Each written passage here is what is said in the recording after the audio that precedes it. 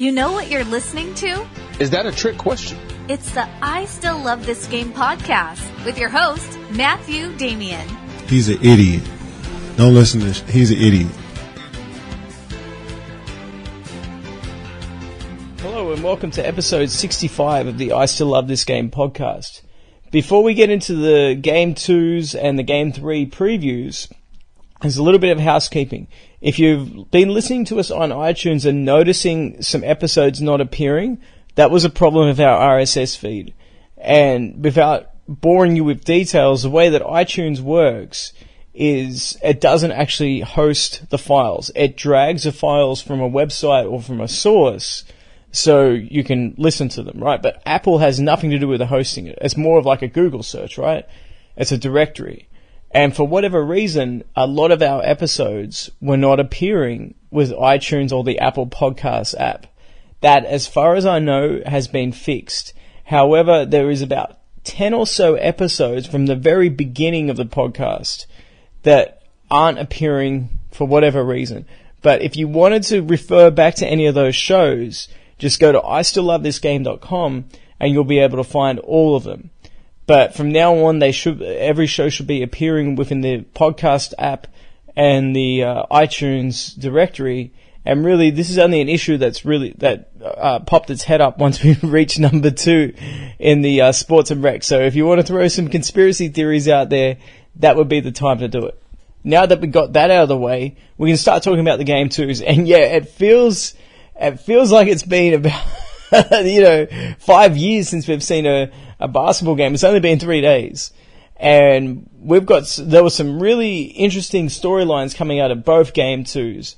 And we're going to begin, obviously, with the Game 2 between the Celtics and the Cavaliers, because that's what the first Game 3 will be coming up. And obviously a big stat game for LeBron, who scored 24 first quarter points on his way to a 42-point game. Now that means everybody's going to look at that and say, oh, it was a 42-point triple-double, and I'll get to his injury in a minute. But let's have a look realistically. In the last 3 quarters of Game 3, he only scored 18 points. So 18 points in 3 quarters isn't all that much better than the 15 points in 4 quarters that he got in Game 1, and he was absolutely crushed for. Now, obviously, he had it going, and then he got the concussion, or the neck whiplash, or whatever it was. And I really don't care what anybody has to say. That was a concussion, because I've had enough of these in rugby to know how to identify these straight away. And the number one sign of a concussion, or the effects of a concussion, is somebody looking at their feet. And it's almost like when somebody's drunk and they don't have the proper, they don't have their feet underneath them. It's hard for them to walk without losing their balance. And that's why they keep looking at their feet. Now, of course, this did wear off for LeBron, and you were able to check out his body language.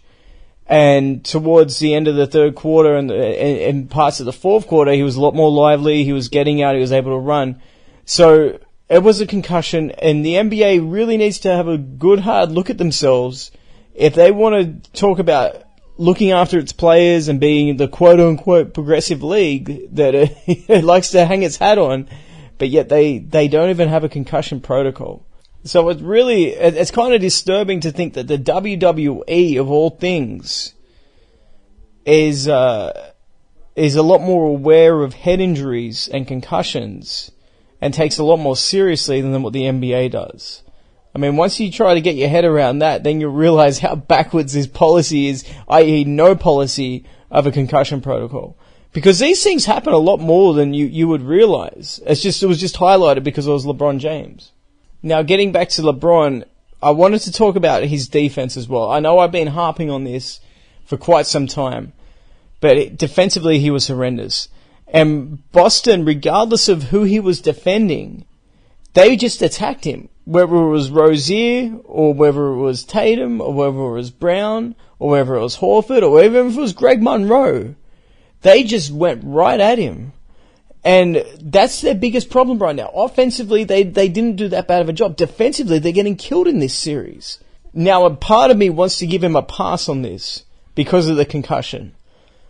But let's be honest, when was the last time he played defense? You have to go back really to what? Derrick Rose up against Derrick Rose in 2011 when he played consistent defense for an entire series. So his energy once again is under question on the defensive end. And on the offensive end, look, his body language, there were large periods of play where he was just throwing the ball to somebody in the corner and he would just stand. He's not a floor spacer. You know, he could be so much more lethal off the ball by just doing back cuts and back screens and working away from the ball, getting into low post position, things of that nature. And normally I would give somebody a pass, as I said, because of the concussion, but he never does this stuff anyway. And the reason I'm pointing this out is, given the situation, given the circumstances, they're down 2-0, which is fine. I mean, it really is fine because all Boston has done is hold home court. But the situation is now, the reality is now that even though the next 3 out of the 4 games potentially could be played in Cleveland, I mean, that's if it gets that far in the series, that's why I said potentially. If Cleveland doesn't win the next 2 games, both games 3 and games 4, there is a big chance that these will be the last 2 games we see LeBron play in Cleveland as a member of the home team. And I'm not trying to shock anybody, but that's just the reality of it. Everybody knows that he's looking elsewhere. Now, whether he goes or not is another story altogether. He's got to find a team that's willing to, 1, put up with his nonsense, 2, give him all that control, and 3, be in a better position to win than what he's currently in now. And there's really no guarantee that he's going to be able to find a situation that ticks all those boxes. But I don't want to speculate too hard because that situation will resolve itself in the off season.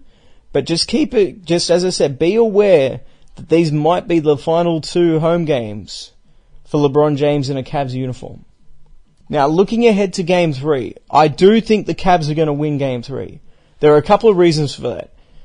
We saw this in the Houston versus Golden State series, although it happened to Houston in Game 1, but there's a huge difference in intensity as opposed to the conference semifinals and the first round to the conference finals. And then it usually jumps again in the NBA finals.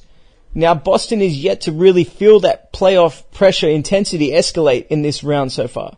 That will change. That has to change if you're Cleveland. They have to put some pressure on these guys.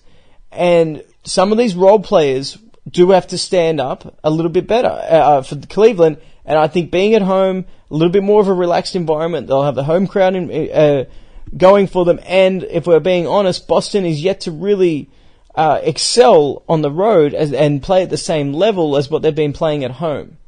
Plus, let's not forget, Cleveland is a veteran team. They've won a championship. They've got veteran players on there. They've got veteran coaching, even though people like to make fun of him. They have a veteran coach. They know the importance of this game. If they go down 3-0, even though the series isn't over and it'll probably get extended to 5, they will. The series is done though. At that point, there's very little chance of them come. No team has ever come down in basketball. Of course, in baseball, it happened with the Yankees and the Red Sox, and I think it's happened in ice hockey a few times as well. But no team in basketball has ever come back from being down 3-0. And Cleveland, they should be aware of this. They were down 3-0 to the Warriors last year, and there was no way they could really recover from that either.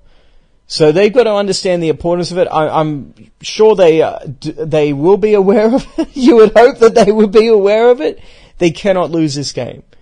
And I'm just, if the series was tied at 1-1, I'd be more inclined to think that Boston might sneak a victory out here, but Cleveland has to be aware of it.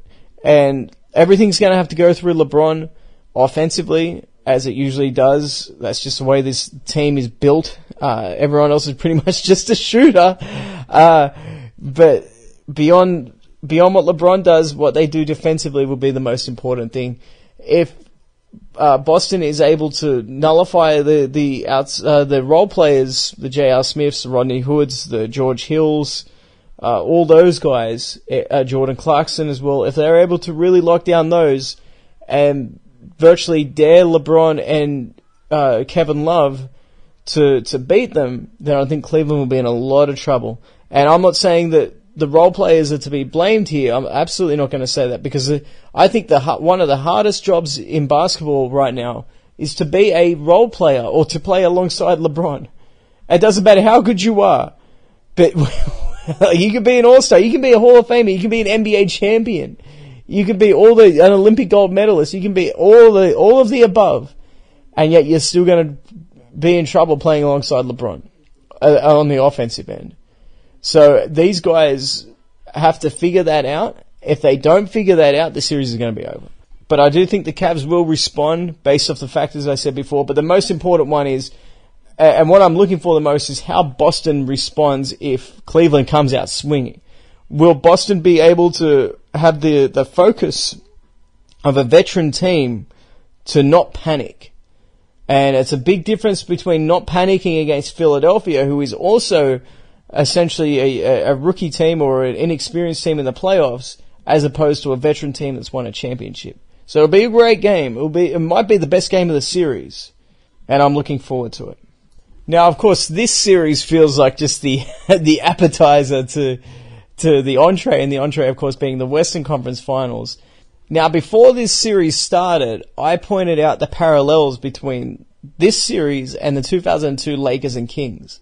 And so far, that's maintained. It's stayed true, because in 2002, the Lakers went into Arco Arena, they went into Sacramento, they punched them in the face from a basketball standpoint, from a metaphorical standpoint, obviously, took game one, and then the Kings responded in game two. Now, of course, we may as well just look at what happened in that series and figure out what's going to happen, because in game three, the Kings blew them out by, I think it was 18, 20 points, something like that. And then in game four, they had a big lead. I think it was 24 points in game four before the Lakers came back. And of course, Robert Horry hit the game-winning three and tied the series at 2. I would love nothing more to see that kind of drama. As I said before, if we can get a similar situation without the controversy from the refs, I would be happy. I would be very, very happy if we get a series like that goes 7 and is filled with those kind of moments. Now, as for game 2, everything that went wrong for the Rockets went right in game 2. And this is what I thought was going to happen. I did think that the Warriors could burn out, and I was interested to see if they were going to still run with the lineup of depth in game 2. And of course, they started with the lineup of depth. It wasn't just the mere fact that they used the lineup of depth, but they went back to starting with it. And I thought that was interesting, because any team without the home court advantage would, under nearly any circumstances, would be very happy being in the position that they're in, of course, getting the split. But they won game 1 so emphatically that I wondered, would they take the foot off their accelerator a little bit and try to rest some of these players and not sort of overkill some of these older players like Iguodala or Steph Curry, who's coming back from, obviously, his ankle injury. But they played all those guys, and they still got crushed. And I thought, leading into the series, and this is why I went with Houston, is they're a higher octane offense than what the Golden State Warriors are, because they're deeper. And we saw that in game 2. Just look at the performances in game 2 from the depth standpoint. You had Trevor Ariza scoring 20 points. You had PJ Tucker playing great defense. He had 22 points. You had Eric Gordon finding his stroke again, and not only getting 27 points, but he was a plus 30, I believe. And then on the other hand, you had the Splash Brothers. Remember those guys? Remember they were the show in Golden State. It wasn't Kevin Durant. The Splash Brothers, they combined for, I don't even think it was 25 points. I do remember that they only made 10 shots between them out of about 30 field goals. And they were about 3 of 15 from the 3-point line. I probably should have written this stuff down. It was so long ago. But, and Draymond Green, he was playing well all over the court, but he didn't produce much offensively. And Iguodala, neither did he. And a lot of people have pointed out Kevin Durant, 0 assists. Where exactly, and I'm not making excuses for him, but where exactly is he meant to be getting assists if that's the starting lineup that they have, and that's the production they're getting from them? And they don't have a hell of a lot in terms of their bench. You don't have Sean Livingston from 3 years ago. You don't have Iguodala coming off the bench anymore. They don't have a whole lot of production that they can go to if things aren't going well for them with their starters. So there are some serious and legitimate question marks relating to the Golden State Warriors. Even though they're heading back home, and the last time they lost in the playoffs at home was Game 7 of the 2016 NBA Finals. And it's not like they missed a playoff. You might be thinking, whoa, did they miss a playoffs? Of course not. But they're undefeated at home last year, and everyone's talked about the Boston Celtics being undefeated at home in their playoff run, but so are the Warriors. So, despite that, there are some big concerns if you're a Warriors fan, because if Steph Curry doesn't get it going, if Klay Thompson is not consistent, where is the scoring going to come from? And I think this is why Golden State wanted to deliver the ultimate knockout punch and take that second game. If this series turns into a long series, which we all expected leading into it, then that does not favour the Warriors at all. They do not have the depth on both sides of the ball. You look at their roster, what's their answer? And you compare this to the Houston Rockets roster, who is so deep, they have so much talent, and they're all confident. And yeah, I get it. I totally get the playoff demons for Harden and Paul and Eric Gordon himself or Mike D'Antoni. I understand that. Believe me, I get that. But at the same time, this team is desperate. They will have never felt more confident about being in the conference finals. I mean, some of them haven't even made the conference finals, but they would never be more confident than what they're feeling right now. They have Golden State on the ropes, even though it's 1-1. Because at some point they will just fatigue out. And we have seen this before. I mentioned the 2016 finals as the last time they lost Game 7. We all know they also lost 3 straight games, including Game 5 at home, to lose that series. We have seen the Warriors burn out before. And maybe, just maybe, we're going to see the same thing here happen again. Now, if the Warriors are able to overcome this, then I will have to rewrite a big section of my book. And for all those that have read it, and there's a lot of you that have, criticized me and said that I'm a hater or whatever because I didn't give them a lot of credit for the championship they won last year. The big reason I didn't give them a lot of credit is they were never tested. If they get through this test, then yeah, I will take a lot of that back because they will have shown the hearts of champions, as opposed to just being a team essentially full of all-stars, just, waltzing right into the jewelry store and collecting their championship rings. So a lot's on the line here. And this is the great thing about basketball, is even if you win a championship, if you do it so dominantly, it's all about how well you would go under pressure, because playing basketball under pressure is so different to playing when you're freewheeling. Anyone who's played basketball knows that. It's such a skill-based sport, and the pressure that your opponent puts on you makes a huge difference. And last year, they didn't receive any pressure at all. The only pressure they really received, you can really refer to, was the Spurs giving it to him in Game 1 before Zaza pretty much, did a hit job on Kawhi Leonard's ankle or knee or whatever it was that he got injured. And then, of course, that series ended in a whitewash. And then LeBron and the Cavs got suckered into playing, the Warriors style of basketball, which, by the way, is not something that the Warriors can even do against the Rockets, because if they go into that style, that's what the Rockets want to do. Things are not lining up here for Golden State. They are, even though I'm not sure what Vegas has them at, but they are, by all intents and purposes, in my books, the decided underdogs in this series. Now, what they do, they are champions. As I said, they are champions. If they respond like champions, it will be one of the great series of all time. But it's yet to be seen how they will respond to that pressure. What happens if they get blown out in Game 3? What happens if they're down by 20 after losing Game 3 and Game 2 in emphatic fashion, and they find themselves down by 20 in Game 4 at home? Are they going to fold, or will they respond like champions do? This could get very, very interesting very, very quickly. And I can't wait to see how it all plays out. So this must be a new record. What I mean by that is I've spent 20 minutes talking about 2 games. So what we're going to do now is I'm going to go over some questions, then I'll get out of here, and I'll let you listen to some intelligent basketball minds such as Colin Coward or, I don't know, whoever else people listen to. And the first question is a comparison of LeBron James and James Harden this season. And the question was just including essentially a meme where it's talking about the totals. It's got all the totals lined up for LeBron and Harden. Now, I think you can understand why all of a sudden now, once again, it changes. I love how the goalposts changed with LeBron. Everything, I will give his fans credit. All right, I'll give them credit for their creativity. The way that they are able to be inconsistent in trying to present an argument for him. But I'll read out essentially the stats and then I'll respond to it. LeBron James, 2,251 points. James Harden, 2,191 points. Rebounds, LeBron James, 709. James Harden, 389. Assists, 747 for LeBron. 630 for LeBron, for James Harden, sorry. LeBron was the first one.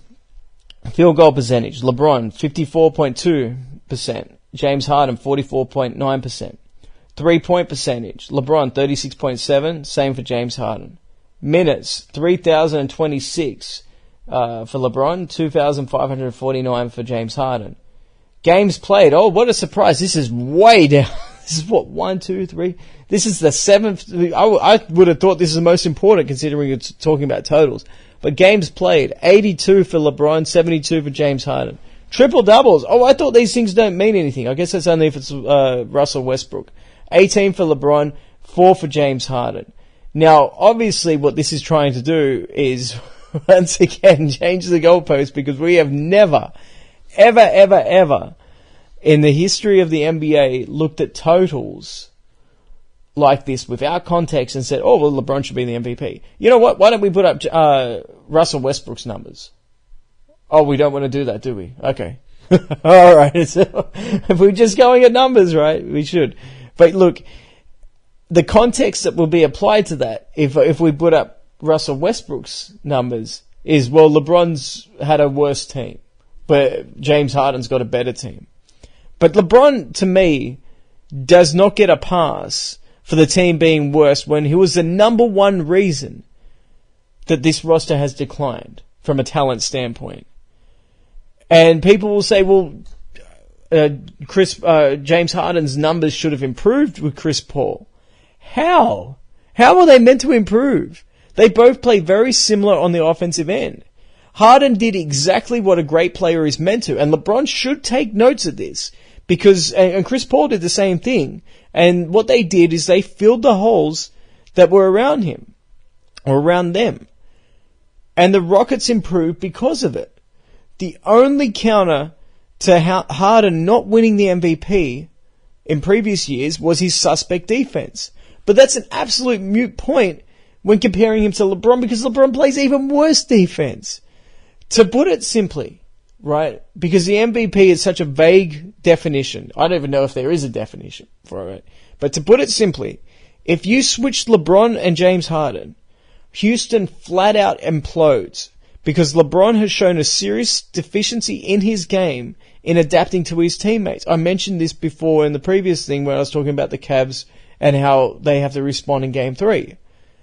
LeBron hasn't shown the ability to see what his teammates do best and to fit around that, even though he's meant to be multi-skilled. Apparently the most skilled player in all of basketball history. What a load of garbage that is, by the way. But can you imagine what would happen with Chris Paul and the likes of Eric Gordon and Gerald Green and Clint Capella? Those three wouldn't even see the ball at all, and Chris Paul would end up being just a shooter. Harden on Cleveland would be better because he can actually utilize those skills. We have seen what James Harden has been able to do in helping the development for Capella, for Eric Gordon. Remember, Eric Gordon, he was on the scrap heap before he came and joined the Rockets last year. And I'm not saying it's all James Harden, but James Harden lets him do what he needs to do. He doesn't try to micromanage and get the ball out of Eric Gordon's hands. Those two play quite well together. So if you put him in Cleveland, where instead of Capella and Eric Gordon, you'd have Clarkson, you'd have George Hill, you'd have Rodney Hood, you'd have Kevin Love instead of Capella. I think they would be even better than what they are now. And of course they're in the conference finals now, but that's the Eastern Conference.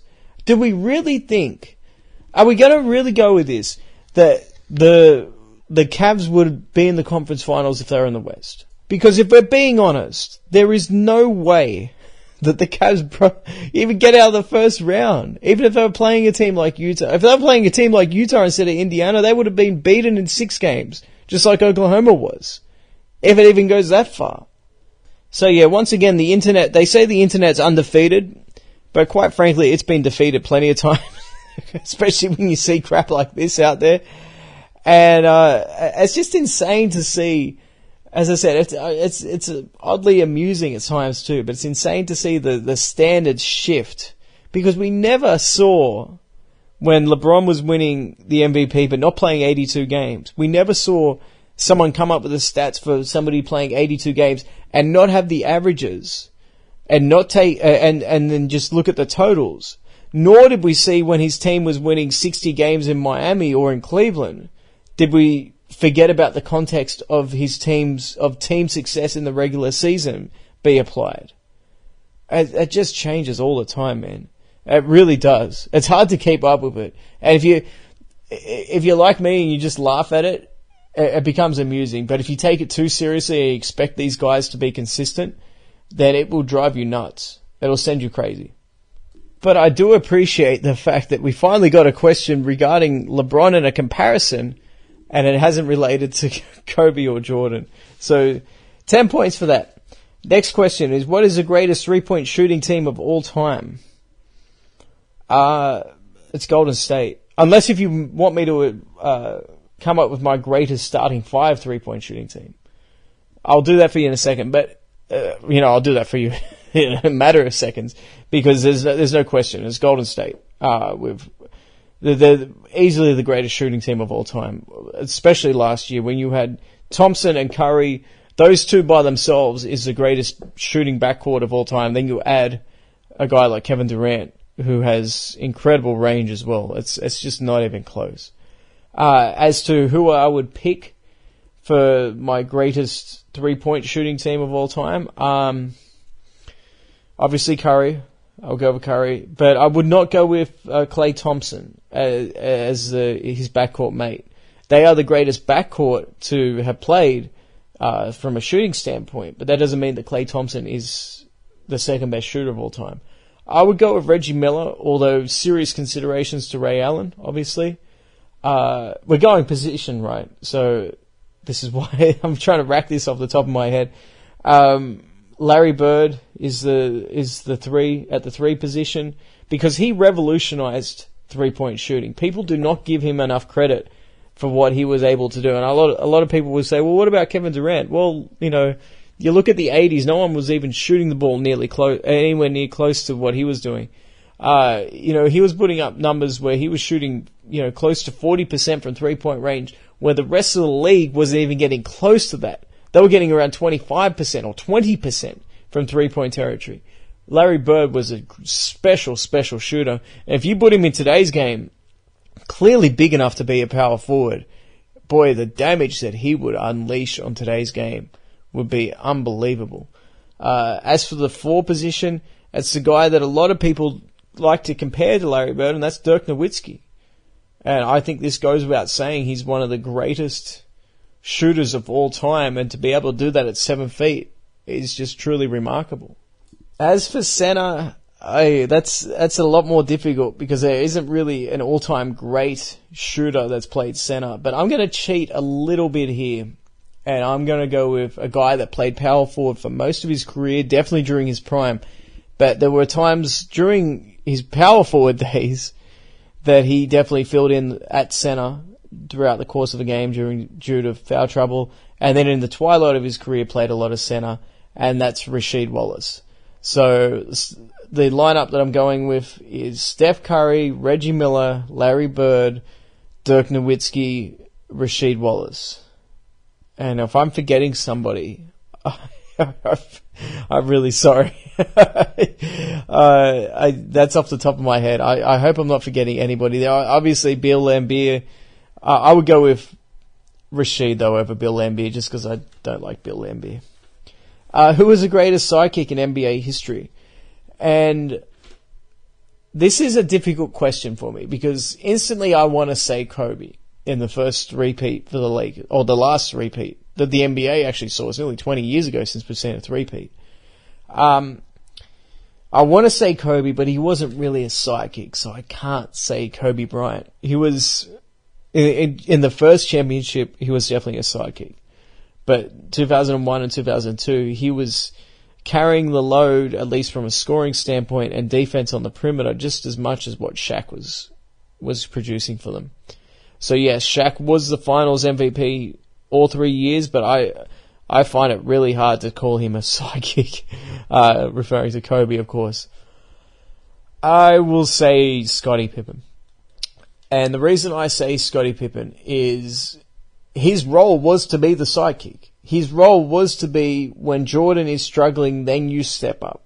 His role was to be, do whatever Jordan does, try to keep producing that, whether it's defense on the perimeter, whether it's playmaking, or sporadically give yourself offense, or be a leader, or whatever. His role was, if Jordan was 100%, Scottie Pippen was 60 to 75 to 80% of that. He never gave you the full Jordan production, but he was like a sidekick. He was truly like a Robin. He didn't do anything different to what Jordan did, but he was invaluable because he allowed Jordan to do what made Jordan special. So I have to go with Scottie Pippen on that. And I'm not saying that to try to diminish him, to make Jordan look better. I'm saying that what Scottie Pippen doing by embracing his role and learning his role early on and becoming a master of that role, that allowed the Bulls to take it to the next level. And he deserves all the credit and adulation he deserves, obviously, to be a Hall of Famer. He deserves, forget the top 50 of all time in 97. I've still got him in the top 20 and we're in 2018. So that gives you an idea of how highly I respect him. Next question is saying that I ranked the 84 draft as number one, but the 2003 draft had a more immediate impact. That's an interesting way to put it. I see where you're coming from with this, because, you've got to keep in mind though that you know what? I'm with you on this. I was gonna argue it because Hakeem, who was known as Akeem back then, he made the NBA Finals in his second year, but with Dwayne Wade, he made the conference finals, and the year after that, he won the championship and the finals MVP. So when you include Dwayne Wade, who obviously needs to be included in this, but when you look at Dwayne Wade, obviously everyone looks at LeBron, and they think, well, what did LeBron do? LeBron missed his playoffs the first 2 years. So, okay, you compare that to Jordan, who was the head of his class, and he didn't miss the playoffs at all, and not until he was a member of the Washington Wizards. And you look at what he did in his second year, obviously up against Boston. Then you combine that with Hakeem Olajuwon. Charles Barkley was in that group. John Stockton came on a little bit later. He was in that group as well. You had Sam Perkins as well in that class. So you had quite a lot of talent in that class. But you look at what Carmelo Anthony did, and you look at what Dwayne Wade did. Look, it's close.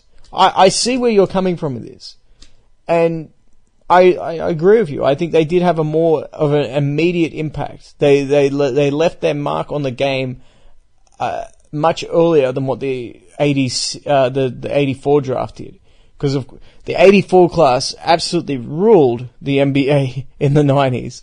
They won the first not the first, but they won 8 straight titles. When you think about Jordan and Hakeem Olajuwon, they won 8 straight titles in the 90s. So their effects in the league, it took a little bit longer to get over the hump, whereas it only took not the Miami Heat, the 2003 draft, a couple of years. That's a good point. I've just changed my mind. Who was Jordan's biggest threat in the East? I'm assuming you want to say when this question is relating to when Jordan was dominating and they were winning titles. And it depends what year it was. There were quite a lot. If we're going to rank them, I would say it was the Knicks. Because the Knicks nearly knocked them off in 92 and 93. In 92, they pushed them to 7 games. And in 93, they had the home court and they had a 2-0 series lead on Chicago. And Chicago ran off 4 straight games. But any time you're down 2-0 against the team with the best home court record, or the best regular season record, in the conference, then you're in all kinds of trouble. And Jordan was not playing well. Remember, that was a series where John Starks was really getting after him defensively, and Starks had that huge dunk on both Jordan and Horace Grant to seal Game 2. So I would say the Knicks overall, but I think you got to look at the Pacers as well. The Pacers in 98, they were right there. They were up. They pushed them to 7 games. Now the 7th game was in Chicago, but they were still up for 15 points, and they were up, I think, 5 points with a couple of minutes to go. It wasn't until Jordan was in a jump ball with Rick Smits, who, if you know your basketball history, you'll know that Rick Smits was 7'4", and Jordan had to win that tip ball. And he did win the tip ball, and it led to a Steve Kerr 3, and then all the momentum was with Chicago, and they were able to pull that game out. And, of course, the series. So the Pacers were close. Obviously, the Orlando Magic, from a sheer talent standpoint, it had to be the Orlando Magic. Because, Shaq and Penny, although it was very short-lived, his trajectory, he was just like Grant Hill. He was going to be one of the great players of all time and potentially revolutionize the point guard position. He was going to be what Magic Johnson was, but an athletic Magic Johnson. And he was his 3rd or 4th year in the league, and he'd already been All-NBA twice, All-NBA first team twice. So I would have to say that the Orlando Magic would, from a talent standpoint, but in terms of toughness and being close to actually knocking off the Bulls during their championship years, I'll go with the Knicks. But the Pacers were right there too. There was a lot of competition there. People forget about that. They want to underestimate what the Bulls had to go through in the Eastern Conference because they probably see what LeBron has to go through in the Eastern Conference. But I've got no questions. It's kind of funny, though, to compare some of these teams. Think about the teams that we're talking about. Even think about the Cavs with Brad Daugherty and Mark Price and Larry Nance and Craig Elo and all those guys, Gerald Wilkins too. Compare all those teams to what the current Cavaliers with LeBron have to go through with Oladipo, one All-Star player, or the Toronto Raptors with no heart whatsoever, or the Boston Celtics who are missing 2 All-Stars and they're playing, a couple of rookies really, and a second-year player, and they're getting killed so far. So if that's what this comparison is alluding to, or is what this question is trying to get to, then yeah, I think you've got a pretty good answer there. Next question is, it sounds like you have more of a beef with LeBron homers than LeBron himself. Well, that's more of a comment, but I'll still respond to it. Look, I don't have a problem with LeBron himself. I've never met him. People seem to think I take personally what he does on the court. I don't lose sleep over the guy. I will respond to him. Of course, it's a podcast about the NBA, so he's going to be featured regularly, and I'll be critical of his game. And, of course, comments that he makes outside of the game as it relates to basketball. But I don't have a problem with him himself. But there is some truth to this. And I mentioned this before, is the inconsistencies with his fans. They don't hold the same standards. They'll say to everybody that Russell Westbrook's stats don't matter, but then they use LeBron's stats to try to prove that LeBron is better than James Harden. They'll say that, before Kevin Durant won a championship, that Kevin Durant did not deserve to be in the same, to be compared to LeBron James. But then at the same time, they'll say, well, 6 titles doesn't mean anything as opposed to the 3 titles that LeBron has won. There's just, the inconsistencies drive you nuts. It really does. And there's been times when I've defended LeBron on here. I mean, there's times where I get idiotic questions that I'll answer from people that hate LeBron James, or they're clearly criticizing him for the sake of criticizing him, and I'll defend him. So I don't have a problem with LeBron. But I do agree with you that if I do have a problem with LeBron's game, I have more, I will criticize him, but I have more of an issue with his fans being inconsistent, and then they're sending in the questions, and then I have to correct them. Next question. I'm starting to lose my voice again. Next question. Is Dwight Howard a Hall of Famer? I hate that this is even a question. I really do. Because when this guy came into the NBA, not so much when he came into the NBA, but once he showed us a glimpse of how good he was going to be, I thought he was going to be the modern day Bill Russell. And I don't mean winning 11 titles. I mean just his impact on the defensive end. I truly thought that he was going to dominate the game and control the games defensively. Just look at what he did against the Cavs and also the Celtics when they won the Eastern Conference and made the NBA Finals. And everyone says that the Orlando Magic got absolutely pumped by the Lakers because they lost 4-1. You clearly did not watch that series. Here's a little bit for you, right? They got drilled in Game 1. Game 2, they could have easily won. They could have easily taken Game 2. They had a last-second shot that everyone blames Courtney Lee for that. It was a brilliant play by Stan Van Gundy. I'm sure you guys are aware of it. If you're not, look it up on YouTube, Game 2, Courtney Lee, 2009 NBA Finals, and you'll see what I'm talking about. It was an inbound pass. Well, I think it was Howard actually screened for Courtney Lee. Everybody went to Howard. There was like 1 second left or less than 1 second left. And there was an alley-oop, but it was just a little bit outside Lee's reach. So he had to reach for the ball and then bring it across his body and try to flip it up when he was behind the backboard. And he barely missed it. Now, it was wide open. So, I mean, in hindsight, he probably should have made it, but it was a difficult play to make because the pass was just a little bit off. And people have pointed out that Kobe actually grabbed him, and that's why he wasn't in the right position. So as he was about to take off, Kobe desperately grabbed him, and in that case, I mean, if we're being consistent, right, probably should have been a foul call. But I'm okay with there not being a foul call because you'd hate to see that, an off the ball, and obviously it was off the ball because the ball wasn't inbounded, but off the inbounds pass, a foul, going to the foul line to make it. But boy, wouldn't that be a lot of pressure on the foul shooter? Because you'd only get one shot, I believe, because it was a technical. Anyway, they could have easily won Game 2. Game 3, they blew them out. So the Magic won Game 3 in a blowout. Then Game 4, they had a big lead, and Derek Fisher walked into a massive three I think it was over the top of Jameer Nelson. And then in overtime, which sent the game into overtime, and then in overtime, the Kobe absolutely decked Jameer Nelson in one of the worst no-calls I have seen. Kobe was on the block, Jameer Nelson came to double, and Kobe just laid one of the most vicious elbows I've ever seen.